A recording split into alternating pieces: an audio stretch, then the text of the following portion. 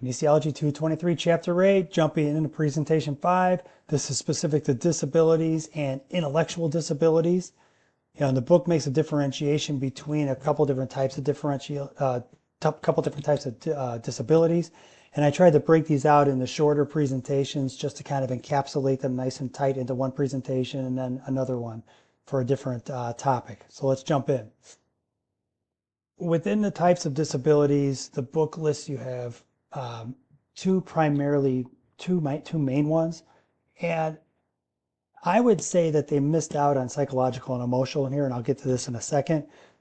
But physical abilities, you look at spinal cord injuries, cerebral palsy, Parkinson's, amputations, loss of hearing or vision, and possible erosion of physical function. So for example, right now I'm working in a medically based facility. I work at the Garlands, but my building's medically based, and I deal with people who have any number of different issues going on physically and as well as psychologically, emotionally, etc.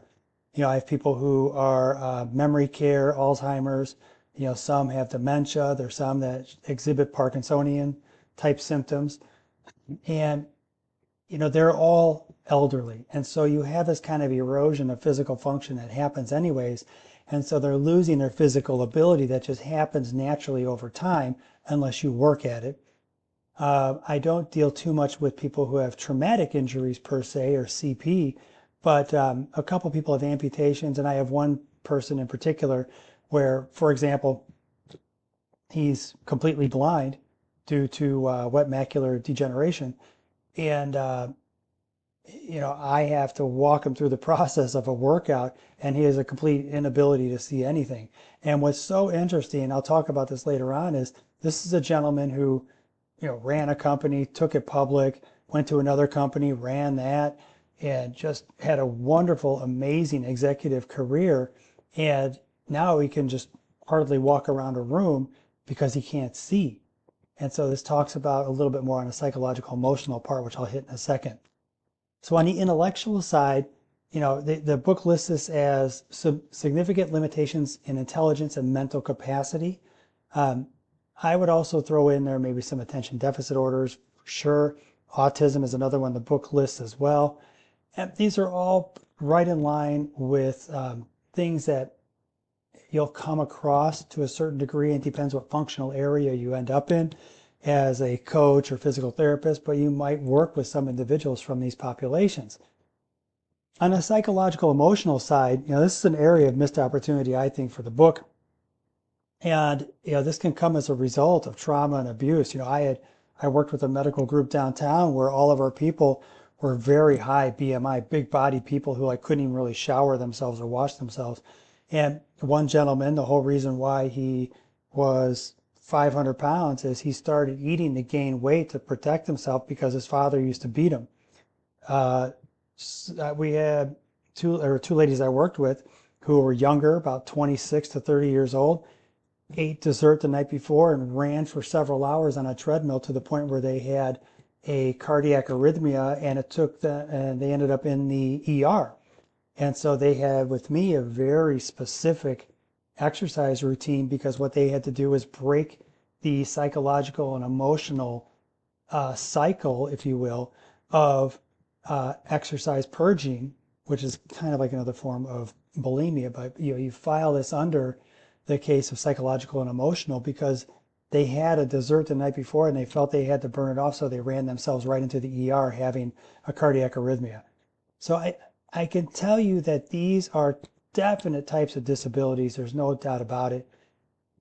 When you look at ADHD, for example, and autism spectrum disorders, exercise plays a part. There aren't too many things that are medicinally proven to help all these different things we talked about.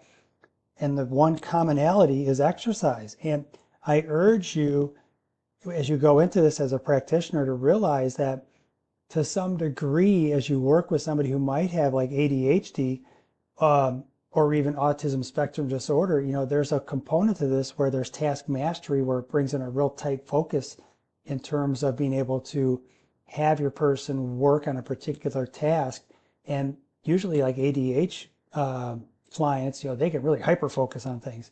And so with exercise, it's medicinal, but also it has its limitations. You have to make sure when you work with your people, you're not taking them to the point of obsession. All right, Special Olympics. They've been around. We've all heard about Special Olympics. What a great avenue, right? For people who have any kind of intellectual disability, they can compete in any number of events that, quite frankly, they probably wouldn't be competitive in any other events. And, they have these positive outcomes associated with being involved in the Special Olympics. But the book also notes studies, and I love this, that show that parents, as well as not only just the parent, but the actual relationship between the parent and the child benefit from that athlete being involved in Special Olympics. If you've had the opportunity, or if you've not had the opportunity to be involved with Special Olympics or volunteer, maybe do yourself a favor and just try to volunteer at some point. It's really an amazing day when you do that.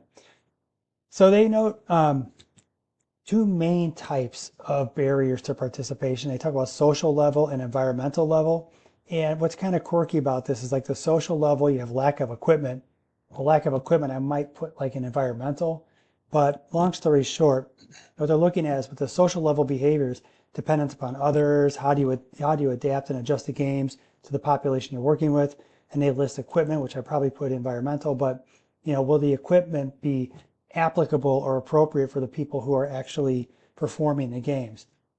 With the environmental behaviors, you have only a finite amount of people who are in this participant pool.